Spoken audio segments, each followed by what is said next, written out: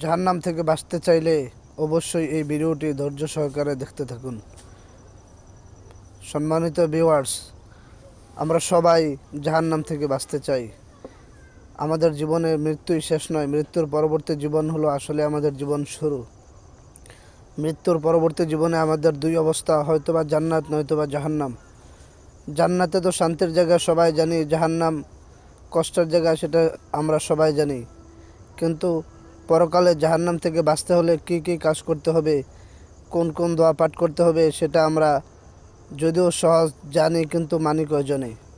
অবশ্যই আপনাকে আমাকে জাহান্নাম থেকে বাঁচার জন্য আল্লাহ পাক রব্বুল আলামিনের হুকুমসমূহ পালন করতে হবে।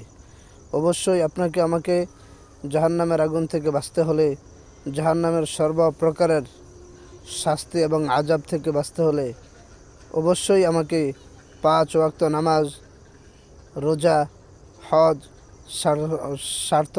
সমর্থ থাকলে হজ এবং যাকাত এবং আল্লাহ পাক রব্বুল আলামিনের বিধিবিধান, সমস্ত কাজের মধ্যে আল্লাহ তাআলার বিধিবিধানগুলো মেনে চলতে হবে। এবং তার পাশাপাশি প্রিয় নবী সাল্লাল্লাহু আলাইহি ওয়াসাল্লাম হাদিসের মধ্যে ফরমিয়েছেন, কেউ যদি এই দোয়াটি মাগরিবের পর এবং ফজরের পর 7 বার পাঠ করে, আল্লাহ তাআলা কিয়ামতের ময়দানে তাহাকে জাহান্নাম থেকে মুক্তি দান করবেন। দোয়াটি হলো এই: আল্লাহুম্মা আজিরনি মিনান নার, আল্লাহুম্মা আজিরনি মিনান নার। এই দোয়াটি যদি কেউ প্রতিদিন মাগরিবের নামাজের পর এবং ফজরের নামাজের পর 7 বার পাঠ করে, আল্লাহ তাআলা তাহাকে জাহান্নামের আগুন থেকে রহম করবেন ইনশাআল্লাহ।